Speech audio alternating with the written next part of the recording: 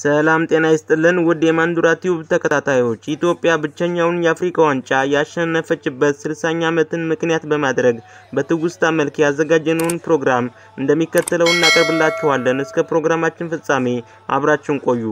ኢትዮጵያ በታሪክ እስካሁን ድረስ ብቸኛ የሆነውን የአፍሪካ ዋንጫ ያሸነፈችበት ከዛሬ 60 ዓመታት በፊት ጥር 13 ቀን 1954 ዓ.ም ነበር። ዋንጫውን ያገኘችውም ራሷ ባስተናገደችው በሶስተኛው የአፍሪካ ዋንጫ የፍጻሜ ጨዋታ ግብጽን 4-2 በማሸነፍ ነው። ጥር 6 ቀን 1954 ዓ.ም ውድድሩ ሲጀመር የኢትዮጵያ ብሔራዊ ቡድን በሉቺያኖ ቫሳሎ 2 በግርማ በቀለና በመንግስቱ ወርቁ ግቦች ቱኒዚያን 4-2 በማሸነፍ ለፍጻሜ ያለፈ። በሌላኛው ምድብ ደግሞ ጥር 10 ቀን 1954 ዓ.ም ግብጽ ኡጋንዳን 2-1 በማሸነፍ በፍጻሜው የኢትዮጵያ ተፋላሚ መሆኗን አረጋገጠች። ጥር 13 ቀን 1954 ዓ.ም የቀዳማዊ ኃይለ ሥላሴ ስታዲየም ወይንም ያሁኑ የአዲስ አበባ ስታዲየም በተመልካቾች ተሞልቶ ጨዋታው ተጀመረ። የወቅቱ የኢትዮጵያ ብሔራዊ ቡድን ቋሚ ተሰላፊዎች ጊላ ሚካኤል ተስፋ ማርያም፣ አስመላሽ በርህ፣ ክፍሎም አራያ፣ በርህ ጎይቶም፣ አዋድ መሐመድ፣ ተስፋዬ ገብረመድህን፣ ግርማ ዘለቀ፣ መንግስቱ ወርቁ፣ ሉቺያኖ ቫሳሎ፣ ኢታሎ ቫሳሎና ጌታቸው ወልዴ ሲሆኑ ተጠባባቂዎች ደግሞ ተክለ ኪዳን በግርማ ዘለቀ ተቀይሮ ገብቷል። ጌታቸው ሞክሪያ፣ እስማኤል ግሪሌ፣ ብርሃኔ አስፋው፣ ኃይሌ ተስፋ ጋብርና ነጽረ ወልደስላሴ ነበሩ።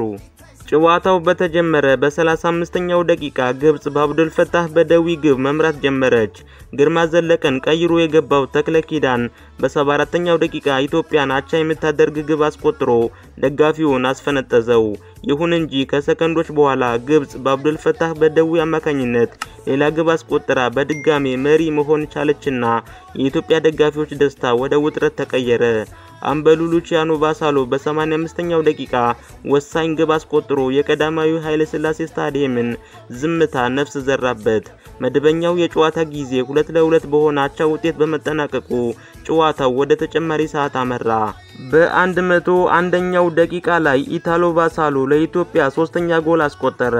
ጨዋታው ሊጠናቀቅ 3 ደቂቃዎች ሲቀሩት በ117ኛው ደቂቃ መንግስቱ ወርቁ አራተኛውንና የመጨረሻውን ግብ አስቆጥሮ በስታዲየም ውስጥ የነበረው ተመልካች በደስታ ዘለለ፣ ጮኸ።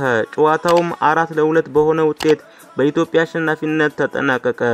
ኢትዮጵያም የሶስተኛውን የአፍሪካ ዋንጫ ባለድል ሆነች። የዋንጫ ባለቤት መሆን የቻለው የኢትዮጵያ ብሔራዊ ቡድን ዋና አሰልጣኝ የኢትዮጵያ ዘመናዊ ስፖርት አባት የሚባሉት ታላቁ የእግር ኳስ ሰው ክቡር አቶ ይድነቃቸው ተሰማ ሲሆኑ ረዳት አሰልጣኞቹ ደግሞ አቶ ፀሐዬ ባህረና አቶ አዳሙ አለሙ ነበሩ።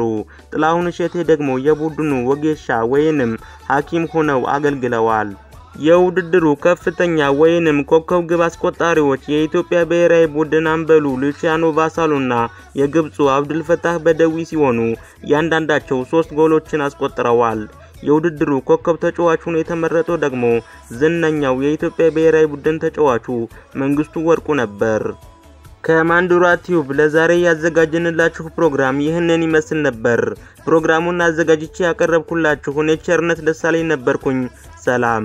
ለቻናላችን አዲስ የሆናችሁ ሰብስክራይብ በማድረግ የቻናላችን ቤተሰብ ይሁኑ።